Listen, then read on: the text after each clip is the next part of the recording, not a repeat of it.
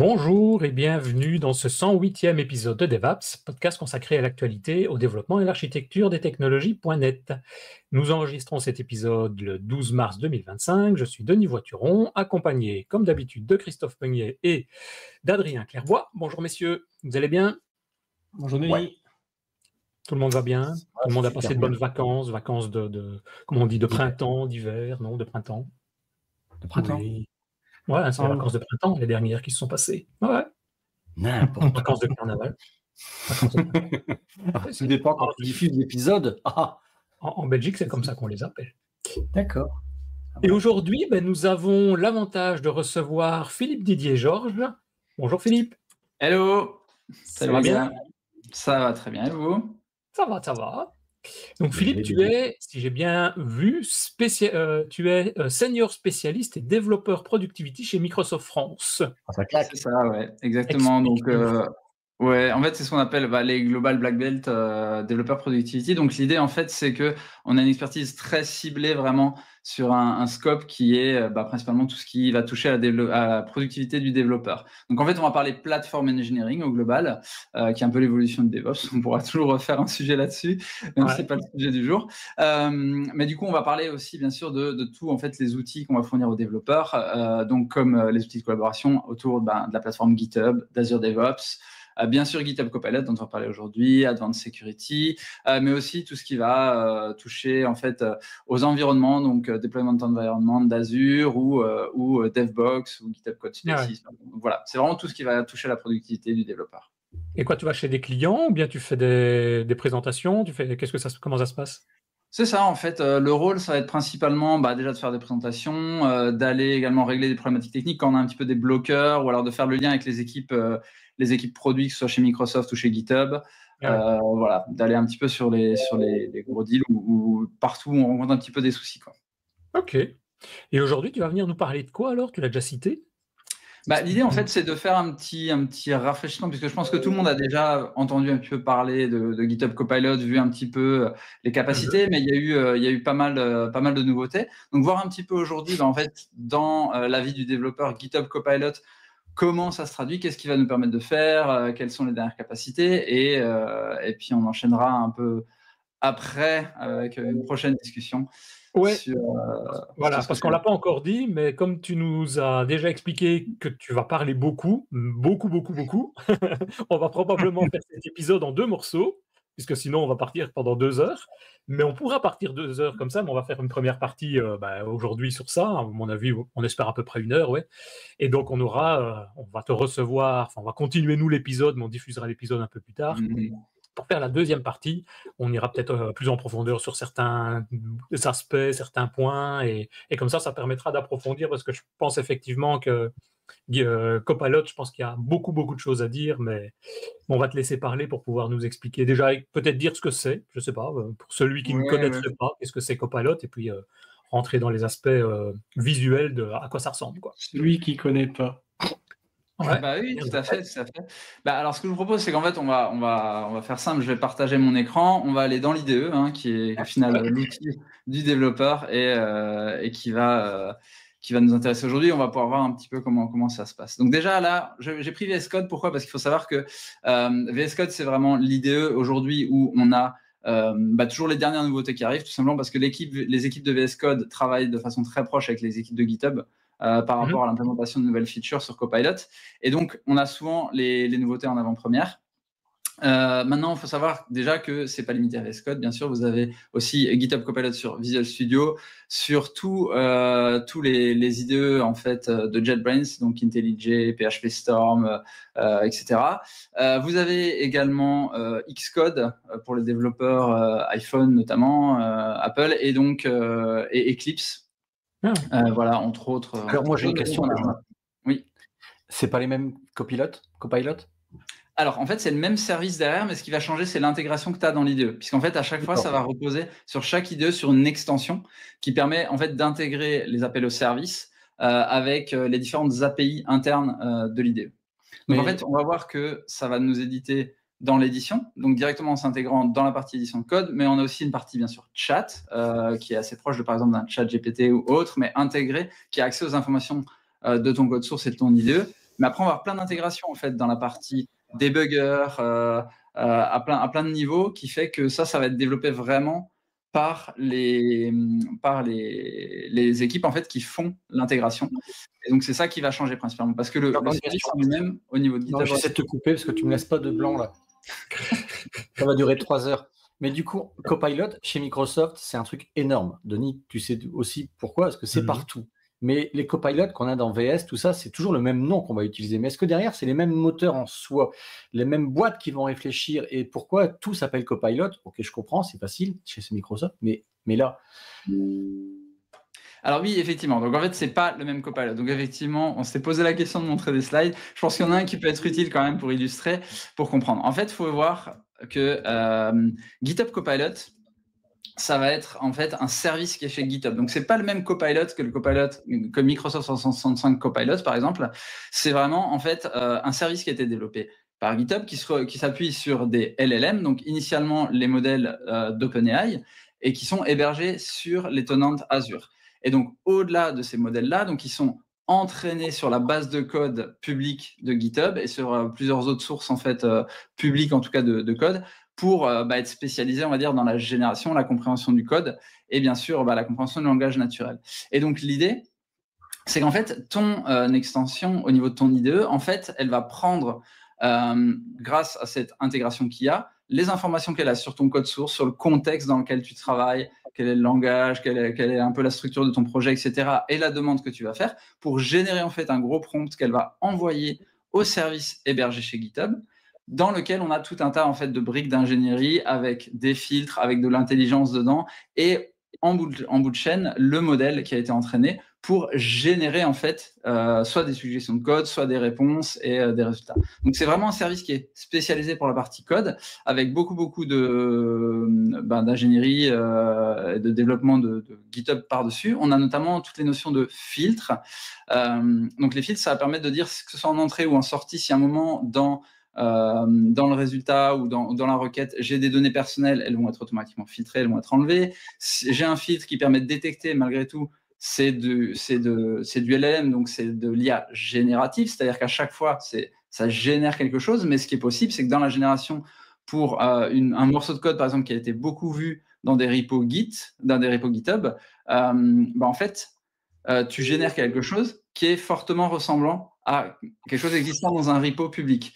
Mais repo public, ça ne veut pas dire que tu peux l'utiliser librement. Donc en fait, on a un filtre qui permet de remonter également, de dire attention, ce qu'on a généré là, on a détecté que c'est quand même très proche de plusieurs entrées qu'on a dans des repos GitHub qu'on a trouvé, les voilà, et comme ça tu peux consulter aussi quelles sont les conditions d'usage, les licences associées. Donc tout ça, c'est des filtres qu'on a en plus qui permettent aussi de protéger au niveau de l'entreprise, notamment puisque le sujet, on va dire, de tout ce qui est IA responsable et notamment la protection du droit d'auteur sont hyper importantes, puisqu'on est dans le monde, on est sur un service pour les développeurs en entreprise, et donc on a aussi, par exemple, le mécanisme de fait de dire que toutes ces requêtes qui sont envoyées là vers le service GitHub, déjà on reste sur le tenant GitHub, et en fait aucune donnée n'est conservée, c'est-à-dire que même pour nous en interne, on n'a pas moyen d'aller consulter quelles sont les requêtes, etc., le contenu, c'est jamais conservé, et ça sera jamais utilisé pour entraîner le modèle. Ça veut dire que ton code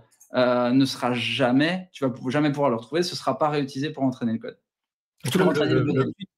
Le modèle est entraîné sur le code public qui se trouve dans GitHub. Alors, c'est ça, c'est exactement, c'est ça. Les repos qui sont publics, donc tu peux déjà consulter sur Internet, en fait. Ouais, tu parlais des licences tout à l'heure, qu'effectivement, je peux avoir un code public, mais qui est sous licence, je sais pas moi. Tout à fait.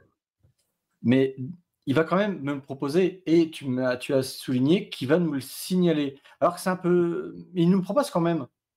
Alors, il y a deux options, en fait. C'est-à-dire qu'au niveau des paramètres du service, tu vas pouvoir, en tant qu'administrateur, quand tu le mets en place pour ton entreprise, dire soit j'autorise en fait tout ce qui fait plus de 150 caractères, puisqu'en fait le trigger c'est ça, c'est s'il détecte qu'il y a plus de 150 caractères, potentiellement tu peux avoir un problème de droit d'auteur. Donc soit tu dis j'autorise, mais du coup il y aura l'avertissement à chaque fois avec toutes les entrées qu'il a trouvées, les repos, et donc c'est au développeur de le prendre, de prendre la responsabilité d'eux, parce qu'il a l'information, soit tu le bloques complètement. Et dans ce cas-là, ça va être en fait filtré, bloqué. Comme s'il allait sur GitHub et qu'il retrouve du code dans un dépôt qui est public, mais qui est aussi sous licence Après, c'est la responsabilité du dev de dire je fais copier-coller ou pas du code, quoi. Ouais. Exactement. Et donc, c'est le point important aussi qu'il faut comprendre, c'est que ça s'appelle GitHub Copilot. Donc, en fait, même si on va voir, et on va voir dans les démos, que c'est très puissant et ça permet d'aller de plus en plus loin en termes de ce qu'il va faire, de ce qu'il va écrire pour toi comme code, l'objectif, c'est que tu restes aux commandes et que ça, et au final, le code que lui a généré, ça doit, à partir du moment où tu valides et tu décides de le commit, c'est ton code. C'est-à-dire qu'il faut que tu sois en accord avec ce qu'il a fait, que tu aies compris ce qu'il a fait parce que ça devient ton code à toi. Donc, faut être bien attentif à ça. Et justement, il ne faut pas partir du principe que c'est un truc full automatique où tu comprends rien, tu vas commit et du coup, tu peux juste lui faire 100% confiance, même si il est très efficace. Il faut que tu sois conscient que ça reste ton code.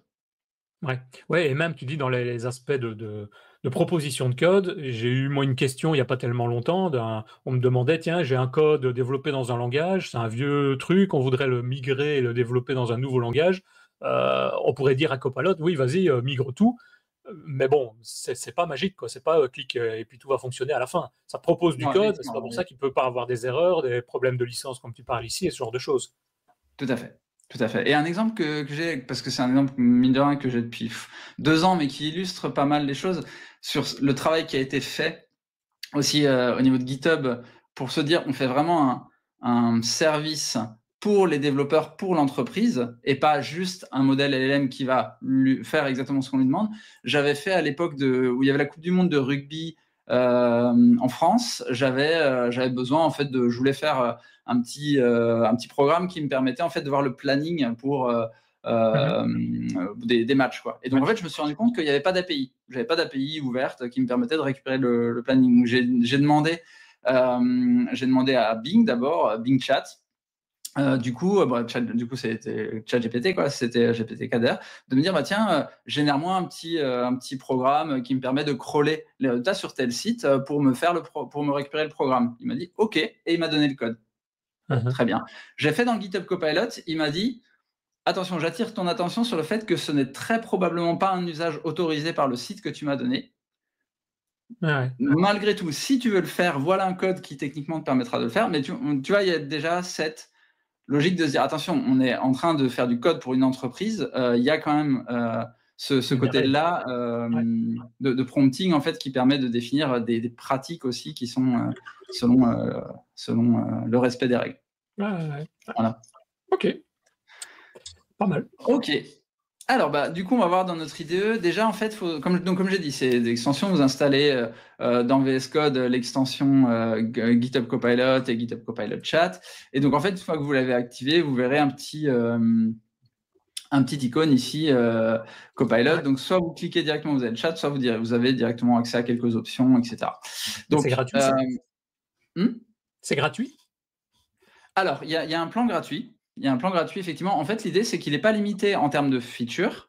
La limite que vous avez, c'est en termes de nombre de requêtes, simplement. C'est-à-dire que de tête, je crois que c'est par mois 50 requêtes type chat et 2000 code completion. Donc, c'est ce qu'on va voir, c'est quand il nous propose des complétions de code. Donc, en fait, ça va être limité dans le temps, dans l'usage, mais par contre, ça permet déjà de tester et il y a toutes les features qu'on va pouvoir voir, effectivement. Okay. Donc, c'est pas un essai gratuit, c'est vraiment un plan gratuit qu'on peut garder tout le temps, mais simplement, on va être limité dans le nombre de fois où on va pouvoir l'appeler dans le mois, quoi. Voilà. Alors, juste pour voir un petit peu comment ça marche, en fait, la première chose, c'est l'intégration de ce qu'on appelle la code completion. C'est le premier qu'on avait.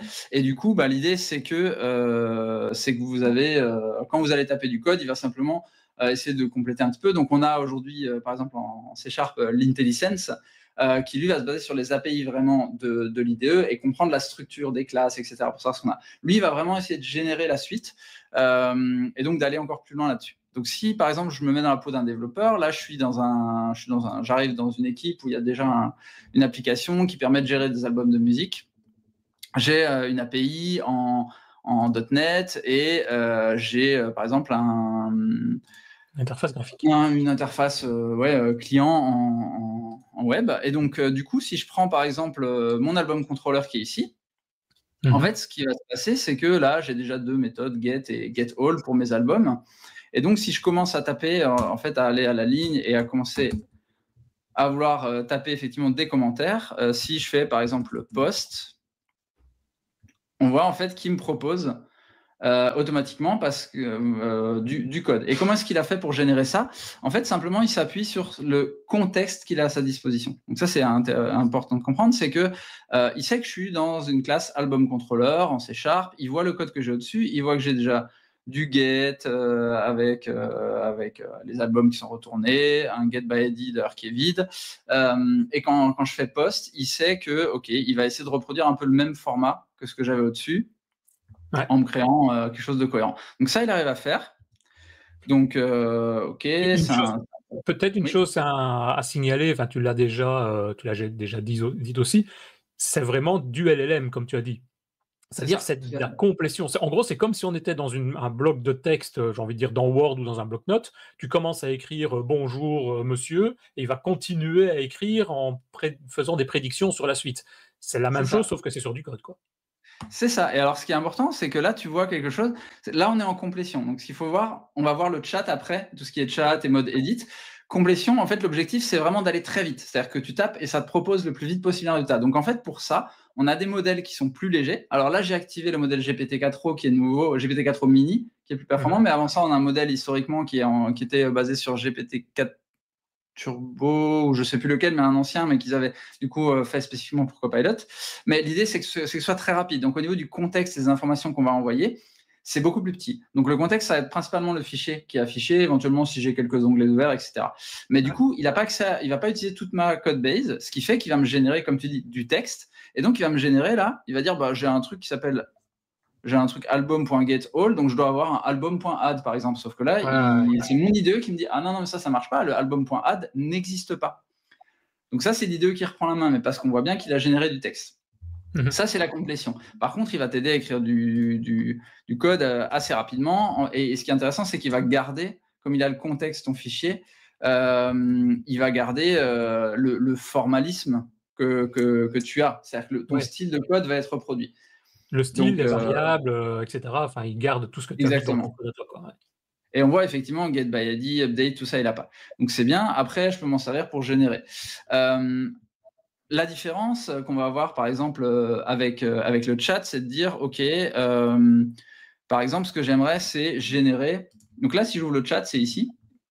Je clique, j'ai donc ici ce qu'on appelle le mode chat, et je peux lui poser des questions.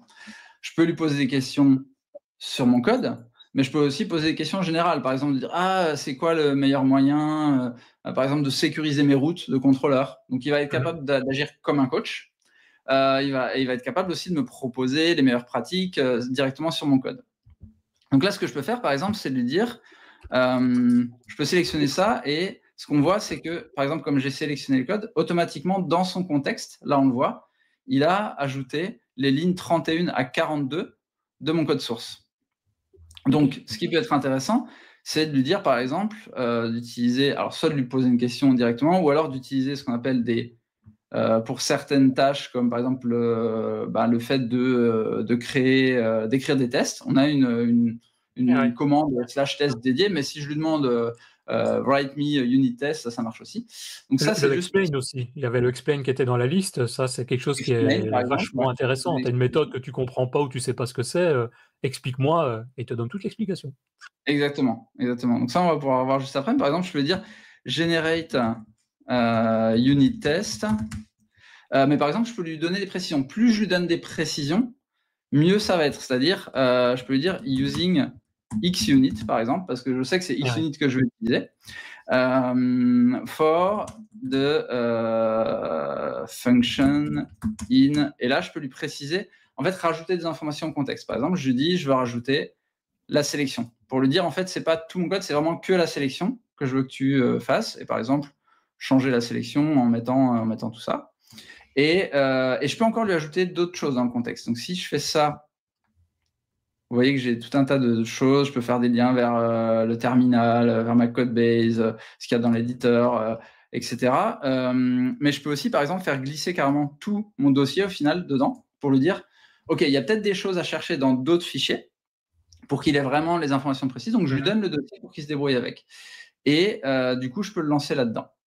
Je précise aussi, je remonte au passage, on a maintenant l'intégration de différents modèles. Donc, de base, c'est GPT-4o. En preview, on en a pas mal de différents. Donc, ça, je vais lancer le truc et je vais continuer à expliquer. Comment peut-on savoir la caractéristique de ces différents moteurs? Justement, les différents moteurs, ils ont vraiment... déjà, si on prend les modèles OpenAI, qui sont la base qu'on avait toujours avec GitHub Copilot, ils ont des spécificités. C'est-à-dire que tu vas voir que GPT-4o, il est de base parce que c'est le plus avancé en termes de tests, et c'est le seul qui est hors preview parce qu'il a aussi des capacités multimodales, on peut lui donner des images en contexte, on peut donner pas mal de choses. Et par exemple, un O3 mini ou un O1 sont des modèles qui vont avoir plus de temps de réflexion, donc qui sont plus pour des tâches plus complexes en termes de calcul. On a aussi des Gemini Flash, les Claude Sonnet, etc. Et donc, en fait, c'est quoi l'idée de là-dedans? C'est simplement que c'était une demande qui avait été faite de pouvoir dire, parce qu'aujourd'hui, les modèles évoluent très vite. Et donc, en fait, on se rend compte que des fois, pour certaines tâches, à l'usage, tu vas te rendre compte que tel modèle va être plus performant qu'un autre pour résoudre certains types de problématiques. Et donc, l'idée, en fait, c'est juste de pouvoir le donner aux développeurs, comme au final, tu pourrais, toi, en tant que développeur, en fonction des projets, en fonction des besoins que tu as, tu vas savoir que telle ou telle librairie, tu préfères telle librairie parce que en termes d'approche, ça te paraît mieux. En fait, l'idée, c'est ça, c'est de pouvoir offrir cette capacité. Après, c'est beaucoup du test, mais typiquement, O1 va être beaucoup plus long en termes de calcul, mais va permettre effectivement des chemins de réflexion plus complexes aussi. Donc, typiquement, moi, je sais que GPT-4o, j'aime bien de façon générale parce que ça me permet d'avoir quand même des réponses assez rapides, qui viennent assez rapidement et qui sont quand même bien complètes. Maintenant, quand j'ai des use cases un peu plus complexes, des fois, je vais aller essayer du GPT 4.5 ou du O1 ou du Claude, par exemple, 3.7, notamment sur le modèle agent qu'on verra après, le modèle agentic qu'on va voir juste après. Et en pratique, tu le sais comment, tu essayes avec le 4O et puis tu dis la réponse, elle me plaît pas trop et je change, c'est ça? C'est ça, ouais. C'est vraiment... Tu demandes à ChatGPT. Tu lui demandes lequel il faut utiliser. Par exemple. Donc là, en fait, il va nous donner le truc, on va avoir le code, on va pouvoir le mettre directement dans un fichier. Par exemple, il me dit, tiens, album test contrôleur, etc. Je peux le mettre là et je vais pouvoir... donc, il m'a édité le code et après, je peux lui demander, par exemple, voilà, il me propose de lui-même d'ailleurs, how to run this test. Donc, c'est-à-dire qu'il m'a proposé le fichier, donc je peux l'ajouter, le créer et je peux dire, OK, donc par exemple, je l'ajoute ici, hop, il me crée mon fichier, j'ai plus qu'à l'enregistrer et après, je peux lui demander how to run this test. Et du coup, il va m'expliquer peut-être les dépendances que je vais installer, etc., les étapes. Donc ça, c'est le chat. Et on va pouvoir, bien sûr, s'en servir. Là, il est en train de me générer la demande, mais on va peut-être pas attendre jusqu'au bout. On peut regarder. Bien sûr, ça va marcher pour des tests, mais pour tout ce qui est du code, c'est-à-dire la génération de documentation en Markdown, par exemple, en HTML, ça va être pour le fait de traduire du langage naturel vers du code, mais aussi du code vers du langage naturel. Et donc, par exemple, si on prend l'exemple que tu disais d'expliquer une base de code legacy, là, si je prends un code, par exemple, qui est en COBOL ici, donc j'arrive, typiquement, on a un vieux module qui tourne en COBOL. Moi, j'ai jamais fait de COBOL. C'est ce que j'allais dire. Tu développes en COBOL. J'arrive un petit peu à voir, pardon. Tu développes encore en COBOL, toi? Non, justement. Mais par contre, imagine, ça me tombe dessus. Voilà. Donc, je peux lui demander, lui dire effectivement. Alors, je peux faire soit effectivement explain ici. Ouais. Mais je peux aussi, il y a aussi en fait la possibilité d'activer certaines fonctions de Copilot directement avec le clic droit ici et de dire par exemple ici, explain. Ouais. Et là, je lui demande, il est capable de m'expliquer du coup en langage naturel ce que ça fait. Et comme bien sûr, il est capable aussi de transcrire du langage naturel vers du code, je vais pouvoir m'en servir comme une aide pour moderniser. C'est-à-dire, je peux lui dire, ce fichier de code-là, j'aimerais que tu me le traduises en Python pour moderniser, par exemple. Donc, il va être capable de faire un truc que tu as peut-être dit. Pardon, Denis. Non, vas-y.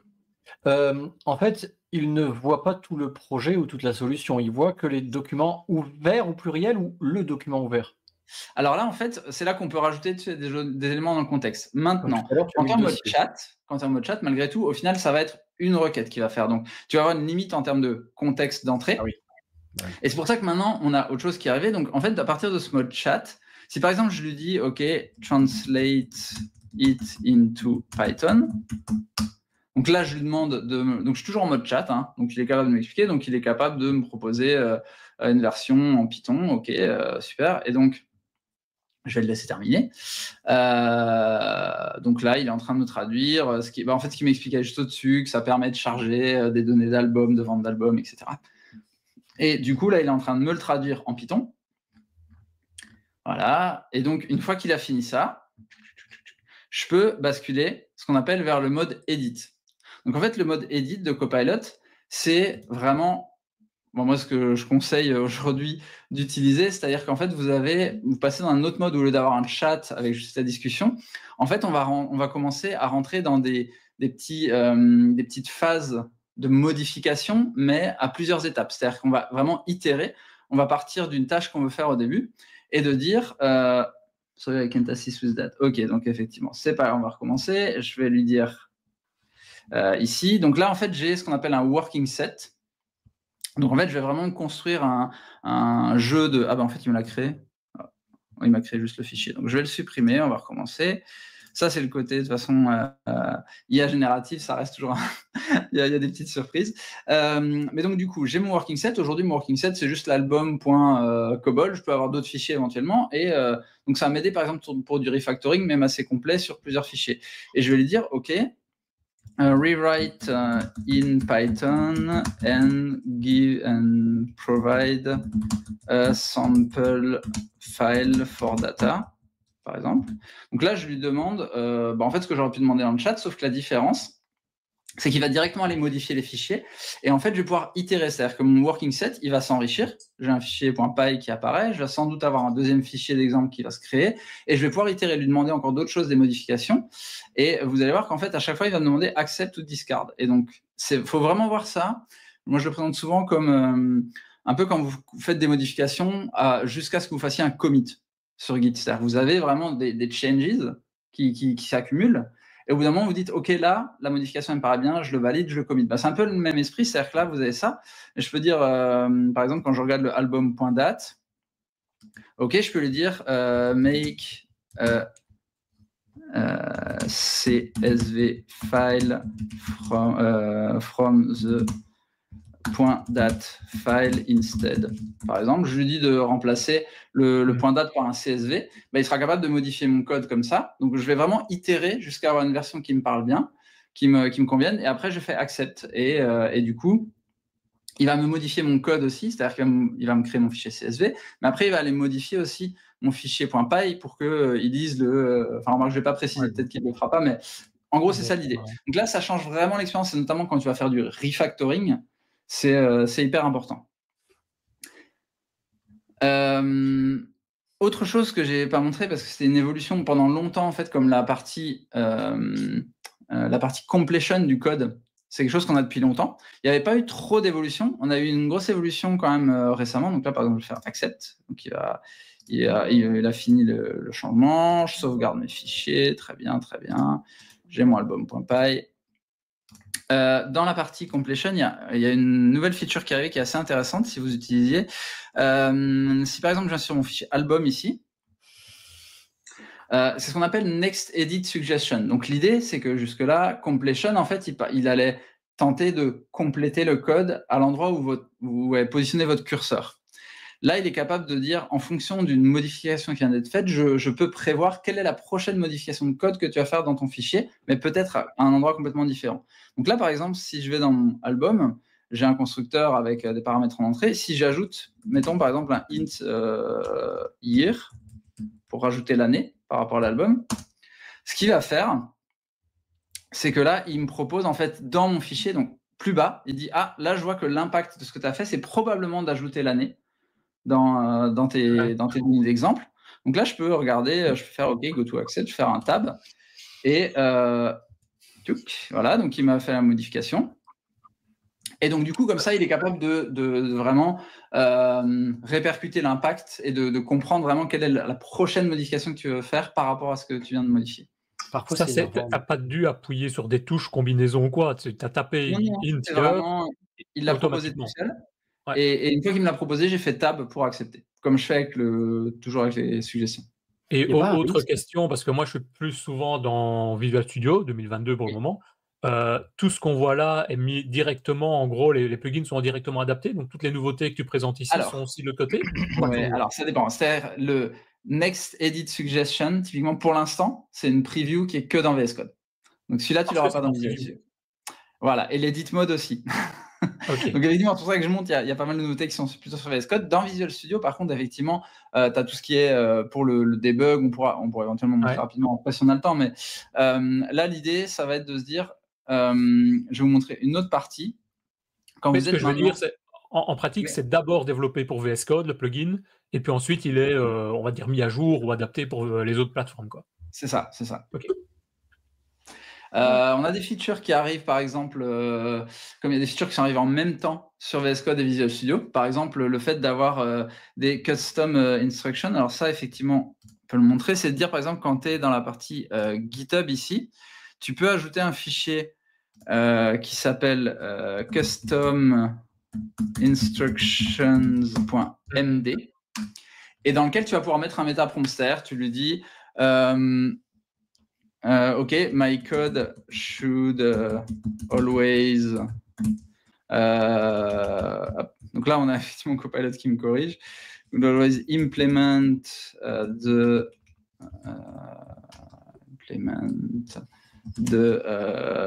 par exemple, solid principle and follow best practice. Donc, par exemple, je dis ça, je dis give me external link to learn more about clean code practice and solid principle related to your response. Et donc, en fait, il va comme ça.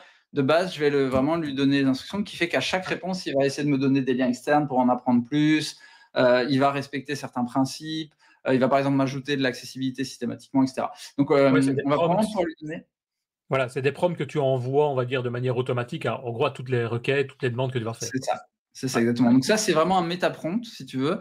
Et tu vas pouvoir lui dire, par exemple, lui donner des exemples de comment t'écris tes test case, par exemple, pour tes tests unitaires, quel est le modèle, la description du modèle de ta base de données, par exemple, parce que souvent, pour le SQL, si on n'a pas le contexte de la base de données, c'est pas évident, donc pouvoir mettre dedans, et ça va être utilisé à chaque fois. En fait, en anglais tout le temps, et parce qu'à une époque, même dans les moteurs de recherche, on remarquait que les réponses étaient plus pertinentes quand on écrivait en anglais. Tu écris en anglais, mais je suis convaincu que tu écris en français, que ça va aller aussi bien. C'est vrai, tout à fait, ça marche en français. On peut basculer en français si tu veux, avec de base. Tu peux en anglais, mais tout à fait, oui. Non, c'est sûr. Parce que maintenant, ils sont aussi bons, pas au départ, mais maintenant, ils le sont, quoi. Tout à fait, tout à fait. Du coup, autre chose que je vais vous montrer, parce que ça, c'est vraiment la killer feature, c'est qu'en fait, le step d'après qu'on a, et donc là qu'on a en fait dispo aujourd'hui, hein, vous pouvez déjà jouer avec si vous prenez la version Insider de VS Code, c'est le mode agent. En fait, dans le mode tout ce que tu as montré jusqu'à présent, c'est de la gnognotte, quoi, c'est ça? C'est la killer feature, elle arrive maintenant. Voilà, c'est ça. En fait, c'est ça l'idée. Donc, si typiquement. J'étais un peu déçu aussi. Je vais aller récupérer le prompt parce que du coup, si je le tape, on a vu ce que ça donne quand je tape avant. Il n'y a pas je vais faire une démo, par exemple. Donc là, je vais lui dire mode agent. Donc l'idée de mode agent, c'est qu'en fait, on va aller encore plus loin. Le mode edit, ça permet d'éditer. Mais par exemple, on va dire, bon, voilà, j'ai fait ton code. Maintenant, la prochaine étape, il faut que tu tapes telle et telle commande, etc. Et c'est à nous de faire la suite. C'était vraiment mode édition. Le mode agent, là, on va avoir vraiment l'approche agentic. Donc c'est en fait des agents qui vont, par rapport à notre demande, avoir un agent qui planifie, qui crée un plan en fait de toutes les étapes qu'il y a à faire, et donc qui va passer la main et piloter vraiment différents agents pour modifier le code, créer le code, mais aussi lancer les bonnes commandes, qui va voir les erreurs dans la console, les corriger de lui-même pour aller lancer toutes les étapes. Et en fait, on va voir son action. Mais dans l'idée, je lui demande ici, par exemple, create a new Node.js API to manage music album, create all basic route to list, get, add, update, and delete album, create a collection with sample data are kept in memory for the moment, no need for database, pas to database, peu importe, add unit test and run it. Donc là, en fait, je décris vraiment ce que j'ai prévu de faire ce matin. Et donc, je prends par exemple Claude 3.7 Sonnet. Et donc là, il va commencer à travailler et on va le voir travailler. Donc ça va prendre un petit peu de temps, mais voilà, il me dit je vais créer une application Node.js. Ok. Première chose, je vais regarder un peu ton workspace actuel. Qu'est-ce qu'il y a? Ok, tu as déjà un fichier, un dossier Music Album API. Je vais le mettre là-dedans. Il regarde s'il y a déjà du code et en fonction de s'il y a déjà du code, il va s'adapter parce que bien sûr, là, je pars from scratch. mais je pourrais faire ça pour faire des modifications, hein, faire des updates dans un fichier existant. Donc là, en fait, on regarde un petit peu. Il est en train de me créer des choses. Il m'a initialisé mon paquet NPM. Là, il me propose d'installer du coup les différentes donc Express, Cores, Jest, Supertest pour le framework de test, etc. Donc je dis OK. À chaque fois, je reste aux commandes. C'est moi qui dis OK, tu veux faire ça. Je dis OK, continue. Si je veux pas qu'il s'arrête, je peux lui donner des autres instructions pour modifier ce qu'il fait. Là, il a commencé à nous créer du coup des fichiers. Donc voilà, on a les nodes modules qui ont été installés. J'ai mon serveur.js, j'ai le package qui est ici. Il commence à me créer un fichier data puisque je lui ai demandé d'avoir des données de test. Donc il m'a généré des données d'album, d'exemples. Et du coup, au niveau du serveur, il commence. Alors pour l'instant, juste la route de base. Ah oui, il m'a dit OK, je vais créer les routes. Très bien. Donc il va me créer les endpoints. On voit que j'ai toujours mon file set là qui est ici. Je vois que voilà, il commence à me créer le dossier route. Donc il est en train de travailler. Mais il est vraiment en train de me faire du coup tout le code. Et donc on voit que vraiment on a les différentes étapes où je valide à chaque fois. Donc j'ai mon album.js et je vois le //id, le post, le put, etc. Donc avec tout ce que je lui avais demandé. Et où il utilise du coup les datas. Et donc là, il me dit let's update the package.json to add script. OK, il voit le script. Et là, il veut. Donc, il ajoute un script pour pouvoir exécuter les tests. Et là, il me dit OK, maintenant, on va écrire les tests. Ouais. Après, il faut quand même vérifier ce qu'il fait. Mais du coup, il fait quelque chose qui est cohérent par rapport à ma demande. Donc, c'est pour ça que ce sera important aussi de bien comprendre qu'est-ce qu'il fait derrière et de pouvoir lui donner les bonnes instructions. Oui, mais bon, voilà, vraiment.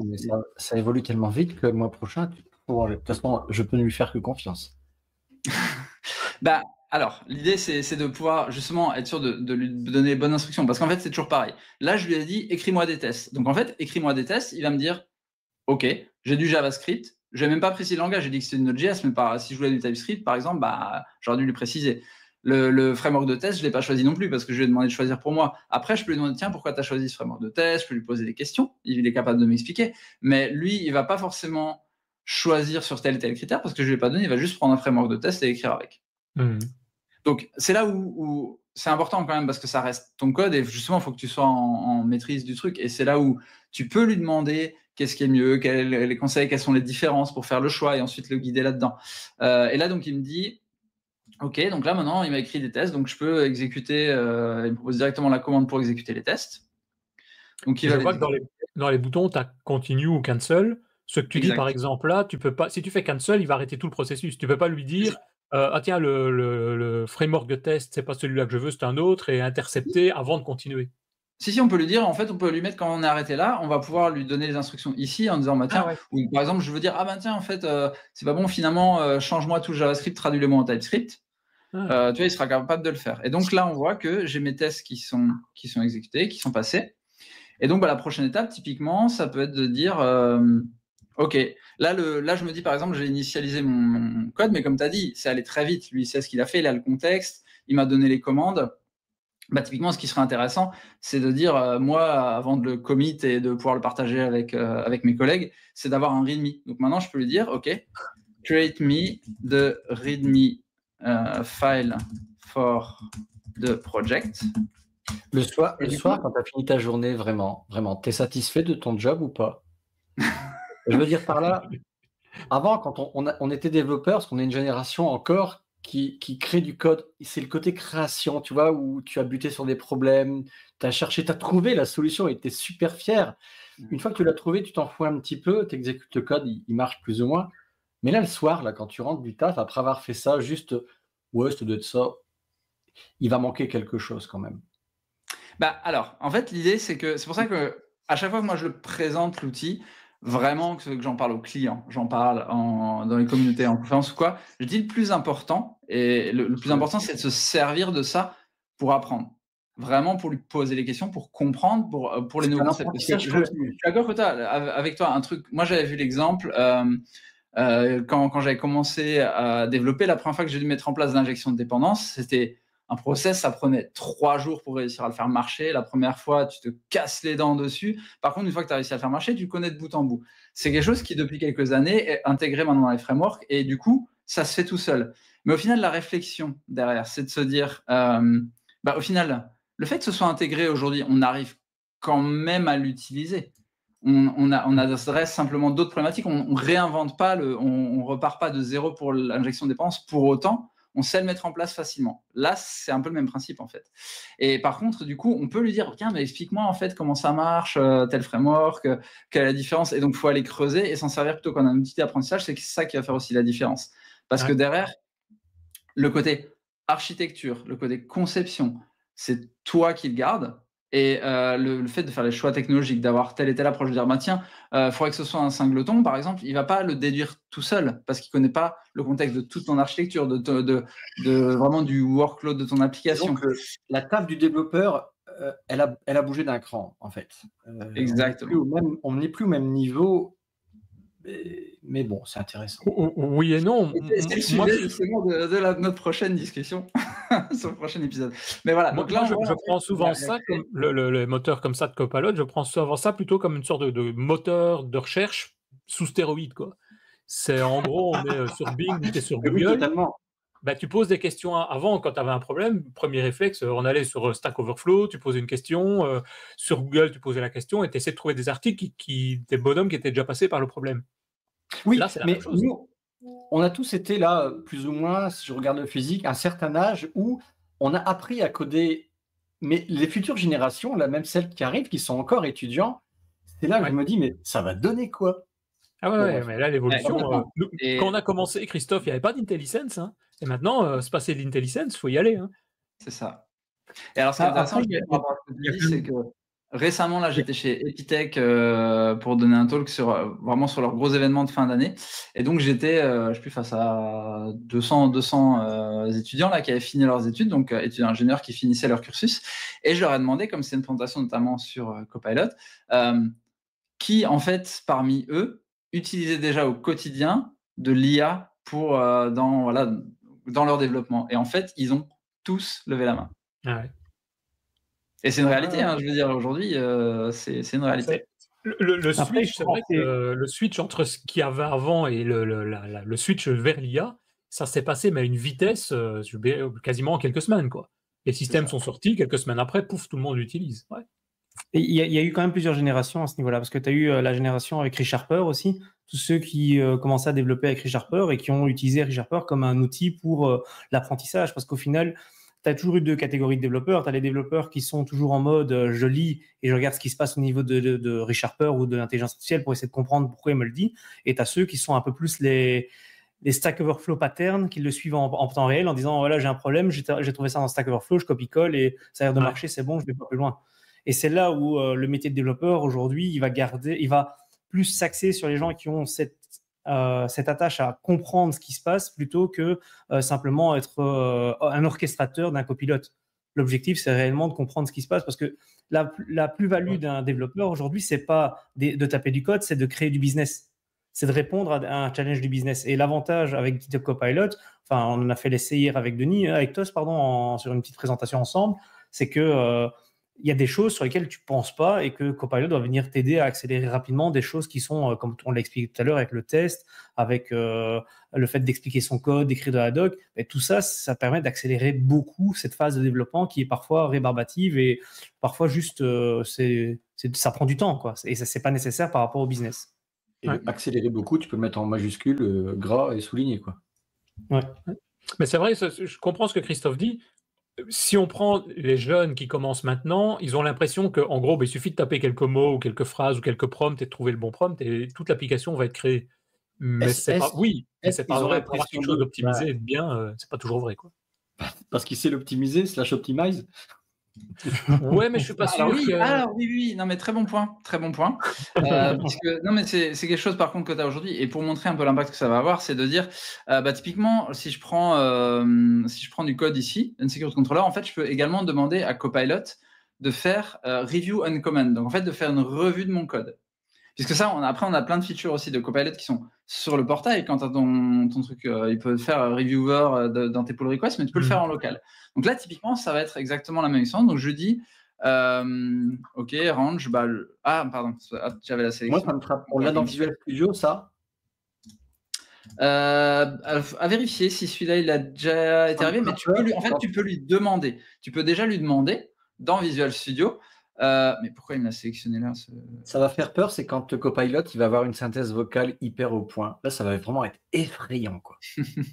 Vraiment. Bon, après, c'est plus efficace en texte. Mais tu vois, par exemple, là, ce qu'il fait, il est en train de me créer des commentaires. Donc, il me dit, OK, par exemple, the file.open method can throw exception. Donc là, il est en train d'essayer de me générer un fixe automatiquement. Proposition de fixe pour ça. C'est dingue. Donc là, il me dit, voilà, il peut y avoir un souci. Alors, hop, et il me propose une génération de fixe pour ça. OK, apply and go to next. OK, le prochain sujet, c'est la méthode retourne une string de la première opération de read. OK, utilise plutôt un stream reader. Je dois avoir un truc avec une SQL injection. SQL query concatenate product name, which can lead to SQL injection attacks. Donc, il te propose automatiquement le fixe. Tu vois, tout ça, il te le fait directement. Il va pouvoir, quand c'est effectivement, s'il y a une petite démo très rapide que je peux montrer sur Visual Studio, puisqu'en fait on parle pas mal de Visual Studio, mais au final j'avais tout fait sur VS Code. Est-ce que je peux en faire une nouvelle là? Hop. Alors, si par exemple là je suis dans un code, donc c'est une application console qui sert à ingérer des documents dans du RAG. Et donc, je vais lui dire, par exemple, ce que je vais faire, c'est que je vais la lancer juste, et j'ai volontairement glissé une erreur dans le code pour qu'en fait, elle plante. Ça me lève une exception. Simplement, dans le nom du fichier, j'ai pointé sur un truc qui n'existe pas, c'est-à-dire que j'ai pas mis, c'est 2023.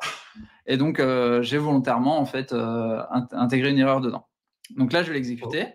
Volontairement. J'ai mon application. Pardon ? Tout le monde dit que c'est volontaire. Hein. Oui, bien sûr. Une erreur volontaire. Pour la démo, c'est mieux. Mais voilà, donc il se lance et il dit ce que tu veux faire. Donc là, je vais lui dire, OK, read the text, lis-moi le fichier. Et je lui dis, tiens, je vais prendre le fichier numéro 1. Et là, boum, j'ai une exception qui arrive. Alors là, je suis un développeur un peu expérimenté et donc je vois une file not found exception. Je me doute un peu de quoi il s'agit. Mais on peut avoir des cas beaucoup plus complexes. Et en fait, quand je regarde l'exception, je vais avoir des choses à ma disposition. Donc j'ai la call stack qui est disponible en dessous. Je vais pouvoir voir le détail, donc là, ça me permet d'accéder en fait à mon objet, exception, et de voir un peu le contenu, etc. Je peux consulter, comme je suis en debug, en point d'arrêt, un peu les valeurs de mes variables, etc.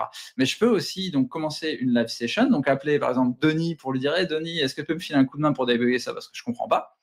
Ou alors je peux demander à mon copain qui en aura pas marre que je l'appelle et qui est disponible par moment, qui s'appelle Copilot. Donc je peux faire Ask Copilot ici. C'est un appel au public, quoi, ou alors.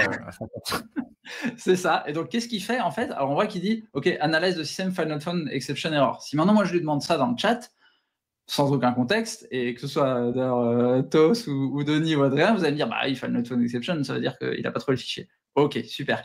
Mais ce qu'il fait, en fait, c'est que dans la requête, on voit qu'il commence à me répondre des choses. Alors, peut-être que je peux zoomer un petit peu, parce que là, c'est pas très visible.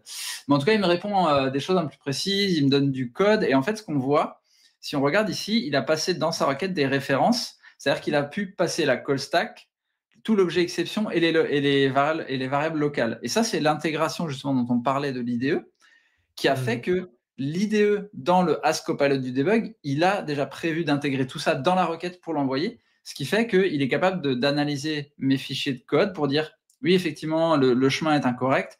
Ce que tu devrais faire, c'est rajouter, par exemple, un test avant, voir si le fichier existe.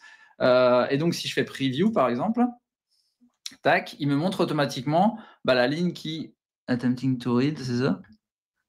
Ok, il m'a juste mis un console. Bon, effectivement, c'est le fait démo. Mais en tout cas, il va m'aider pour fixer mon code. C'est peut-être parce que j'étais en debug, il a un peu râlé.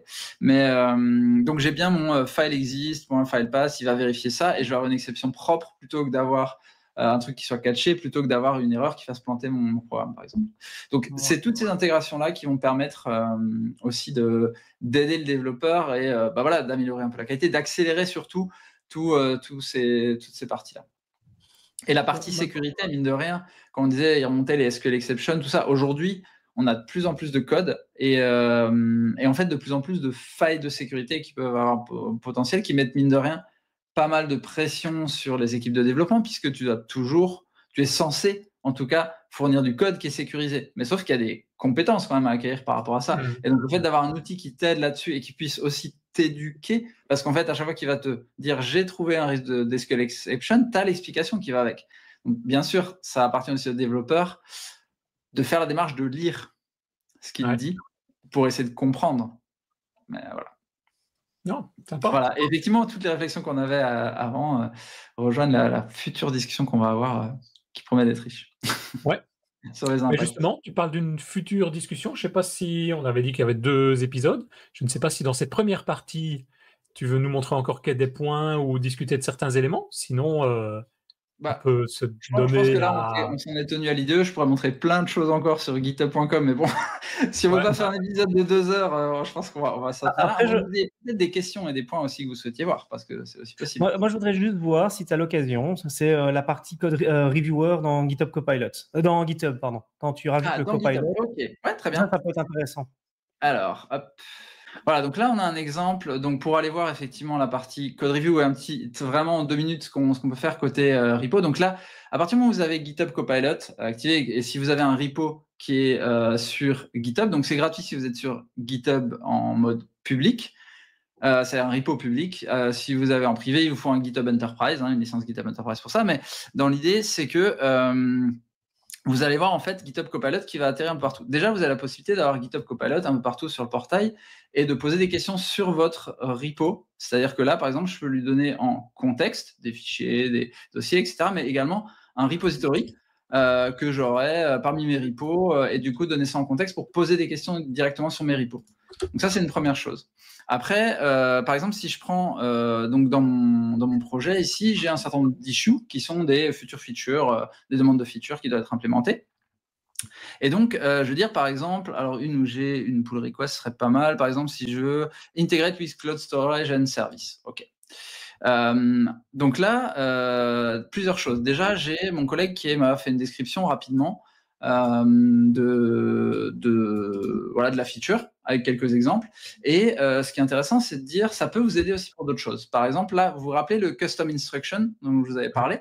Il y a un usage qu'on a fait qui est de dire j'ai décrit en fait dans le custom instruction quel était un peu le formalisme que je voulais pour mes specs, quels étaient les points qui étaient importants et comment il fallait écrire mes specs. Du coup, j'ai ajouté mes trucs. Ce que je peux lui demander, c'est OK, write me specification for this issue. Et donc, en fait, ce qu'il va faire, c'est qu'il va se baser sur le contenu de cet issue et prendre le format en fait de ma spec qui est dans le custom instruction et m'écrire vraiment des spécifications détaillées par rapport à ça. Je te coupe. Le custom instruction, il est aussi valide en .md dans le GitHub. Donc il est présent. Ça, il est dans mon repo, donc je pourrais le montrer. Il est public aussi, bien sûr. Donc là, en fait, on voit qu'il est en train de me mettre quelque chose de très structuré, voilà, par rapport à ce que je lui ai donné. En fait, si je regarde dans le dossier GitHub et Copilot Instruction, pardon, c'est pas Custom Instruction, c'est Copilot Instruction. J'ai effectivement Help user write proper specification from issue. Et donc, j'ai donné effectivement avec la structure, scalability, usability, je lui demande de faire du markdown pour que qu'on puisse directement faire copier-coller dans l'issue.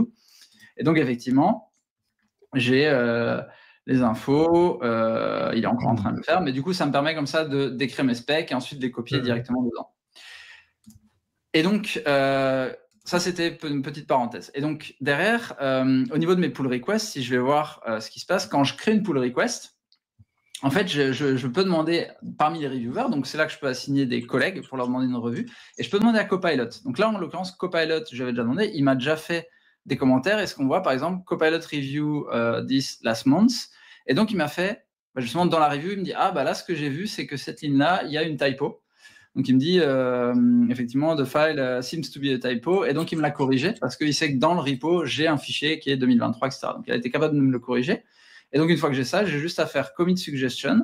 Je mets un commentaire de commit. Il me fait le commit, il le pose sur la branche. Donc, ça me permet vraiment de fixer hyper vite. Et au niveau de l'expérience, c'est exactement comme un collègue, en fait, qui me fait des commentaires. Et du coup, une fois que j'ai fait ça, j'ai juste à faire refresh. Ça relance, en fait, une demande de revue par Copilot et s'il y a de nouveaux commentaires, il me les refera, etc.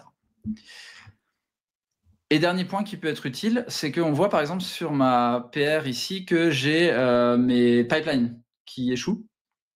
Et donc, typiquement, si je vais dessus, par exemple, je vois que j'ai l'erreur. Et en fait, ce qui peut être intéressant, c'est que j'ai un petit bouton Copilot pour Explain Error, où il va en fait être capable d'analyser par rapport à tous les logs que j'ai et par rapport à mon fichier de pipeline, mon repo, quelle est l'erreur et expliquer et potentiellement m'aider à fixer le problème. Donc, on voit en fait que Copilot, en plus, on retrouve un peu ça au niveau de toutes les tâches et toutes les interactions que le développeur va pouvoir avoir en fait avec ces différents outils dans le cycle de vie. Et donc voilà, effectivement, là, il me propose un fixe au niveau de mon YAML par rapport à l'erreur directement. Est-ce que c'est valable aussi pour les builds Azure DevOps qui sont intégrés avec GitHub? Alors, qui sont intégrés avec GitHub, de souvenir, en fait, quand tu vas aller voir les logs, tu vas les avoir sur le portail Azure DevOps. Ouais, donc il n'y aura pas forcément donc je pense pas, non. A priori, non, parce que tu n'auras pas accès au log de la même façon. C'est pas la même intégration. Donc non, effectivement. Bête question. Après, maintenant. Ce que tu peux faire par contre, c'est effectivement copier le contenu de l'erreur et dans le chat ou dans ton IDE d'ailleurs ou dans le portail, mais du coup ça peut être dans l'IDE, prendre le contenu de l'erreur, dire voilà j'ai mon run qui a eu telle erreur avec le fichier YAML en ouvert et du coup lui il sera capable d'analyser ça et de te proposer des solutions effectivement. Ouais, parce qu'on peut utiliser aussi le contenu du log dedans. Tu as aussi, je crois que c'est copilotmicrosoft.com, l'URL, si je me rappelle bien, où tu arrives sur le site web, où tu as juste un système de chat, mais tu peux poser des questions, même en mettant du code. Moi, je l'utilise souvent, ça marche, quoi. Ah oui, mais ça, c'est M365 Copilot. Ça, c'est le Copilot Microsoft, voilà. Ouais, oui, mais c'est un Copilot générique, effectivement. Là, on est vraiment sur l'intégration où il est capable d'avoir le contexte de ton code. Voilà, il n'a pas le contexte, mais quand il y a des questions, moi, souvent, je lui pose une question, comment optimiser, comment créer une méthode sur ceci, ou, enfin, je sais pas, des trucs pareils. C'est ça. En fait, dans l'idée, c'est un peu un chat GPT, mais pour l'entreprise, ou alors tu as la version publique, effectivement, mais du coup, c'est un peu la même approche, quoi. C'est un assistant générique, on va dire. Ou alors, tu peux lui ajouter des plugins spécifiques. Il est sans contexte, mais ça marche, quoi. C'est ça que je veux dire. Ah oui, bien sûr. Non, mais les modèles sont déjà bons comme ça. Ouais. Et bien donc voilà, merci beaucoup en tout cas pour cette première partie. Merci beaucoup à toi Philippe. Merci à vous deux également. Donc n'oubliez pas de venir commenter nos vidéos sur YouTube, nous soutenir sur tipeee.com/devaps. Un grand merci à tous et on se retrouve dans 3 semaines à peu près pour la partie 2 et on va à mon avis pouvoir... Attends, les mecs, ils vont rester 3 semaines là, c'est comme ça, avec un blanc. Oh, la vache. Alors non, on peut partager pour 3 semaines pour patienter. On va pouvoir partager, je pense qu'on mettra dans la description du coup de la vidéo 2 liens. Déjà, on a effectivement le fait de partager les office hours qu'on propose en français, qui sont gratuites. Donc office hour où c'est 1 heure en mode meet-up un petit peu en ligne chaque mois où on partage des démos un peu sur les nouveautés et on répond à toutes les questions en fait en mode Q&A sur GitHub Copilot. Ouais. Et également un petit workshop gratuit que vous pouvez suivre pour voir un petit peu retrouver tous ces use cases là et vous tenir à jour. Donc on va pouvoir partager ça, comme ça les gens vont pouvoir jouer un peu avec en attendant. Bien apprendre, voilà, tout à fait. Avant de passer à l'aspect Copilot avancé, je ne sais pas comment on va l'appeler, mais la deuxième partie qui nous dira ce que c'est exactement. Il faut aller changer de vêtements. Quand on aura enregistré cet épisode. Comment ? Exactement. Il faut aller changer de vêtements là pour la suite ou pas ? Non, tu peux garder les mêmes. On ne le dira pas. D'accord, ça va. Tu changerais la date de ton ordinateur, Philippe. Ça sera peut-être pas 3 semaines, on va peut-être réduire le temps, on va peut-être faire une diffusion plus tôt, on verra. Ça dépend de la demande. Mettez d'ailleurs, mettez dans le chat si jamais vous voulez voir directement la demande et l'épisode suivant. Pour accélérer. Voilà. Merci. Salut. Ciao.